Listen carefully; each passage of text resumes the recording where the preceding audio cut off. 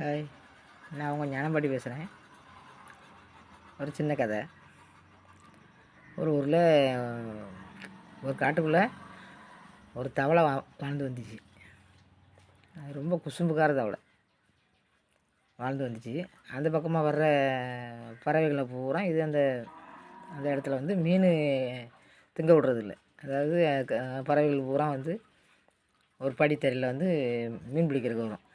அந்த இது வந்து அந்த நேரம் பார்த்து அந்த மீன் மேலே வரும்போது இது கொத்த போகும்போது பார்த்து படக்குன்னு குதிக்கும், உள்ளுக்க தண்ணிக்குள்ளே குதிக்கும். பிறகு போய் கரையில் உட்காந்துக்கிடும். பிறகு திரும்ப அது மீன்லாம் மேலே வரும்போது கொக்கு போய் பிடிக்க போக வச்சுன்னா குறன்னு சவுண்டு விடும். அதாவது இது வந்து தண்ணி தவளை பெருசு, இப்படி சவுண்டு விடும். உடனே மீன் புறம் களைஞ்சிரும். இதுக்கு இறையே முடியாது. இது எல்லாமே போய் ஒரே இடத்துல கூடி வேறு இடத்துல போய் நிற்கும். என்ன உடனே ஒரு காக்காங்க வரும். வந்து என்ன எல்லோரும் ஒரே இடத்துல கிடந்து மீன் பிடிக்கிறதே இல்லை, எங்கே அம்பிடும் அப்படின்னு சொல்லி இது பேசும். அந்த படித்தரைக்கு போனால் என்ன அப்படின்னா, அந்த படித்தரையில் ஒரு தவளை உட்காந்துட்டு இப்படி ரொம்ப இம்சை பண்ணுது, நம்மளை ஒன்றுமே திங்க விட மாட்டாக்கு, பட்னியாக கிடந்த மாதிரி இருக்குது அப்படின்னு சொல்லும். உடனே அப்படியா, சரி நான் போகிறேன் இப்போ அப்படின்னு சொல்லி இந்த காக்கா என்ன செய்யும், அந்த படித்தரைக்கு வந்துடும். வந்தால் இதுக்கு சந்தோஷம் தாங்க முடியாது. ஏன்னா அவையில் ஒன்றும் கிடைக்க விடாமல் பண்ணுறதுல இதுக்கு ரொம்ப சந்தோஷம். அதே மாதிரி மீன் மிதந்து வரும். இது மிதந்து வரும்போது காக்கா கொத்த போச்சில் பார்த்து டபக்குன்னு தண்ணிக்குள்ளே குதிச்சிடும். குதித்த உடனே மீன்புறம் ஓடிடும்.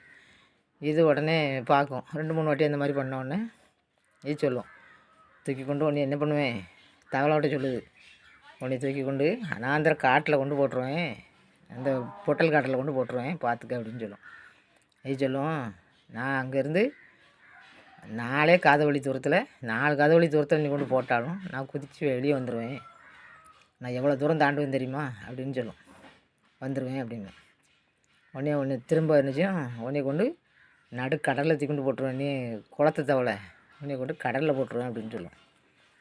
நான் முங்கு நீச்சலில் வெளியே வந்துடுவேன் அப்படின்னு சொல்லும் இது. உடனே இப்படி பண்ணாத, எங்களுக்கு பட்னியாக கிடந்த மாதிரி இருக்குது, ஒன்றுமே கிடைக்க மாட்டேங்குது அப்படின்னு சொல்லும். இது கேட்காது.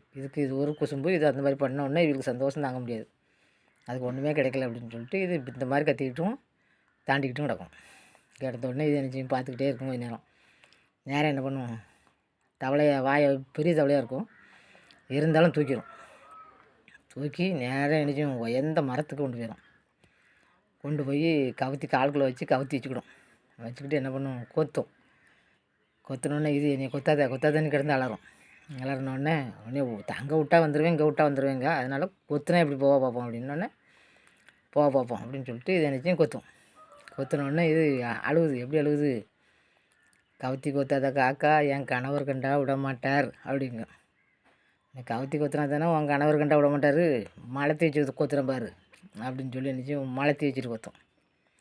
இது அப்பவும் அழுகுது, மலத்தி கொத்தாத என் காக்கா என் மன்னவர் கண்டா விட மாட்டார் அப்படின்னு அழுவும். இது என்ன பண்ணும், கவுத்தி மலத்தையும் வச்சு கொத்துன்னு கொத்தி கொன்றுவிடும்.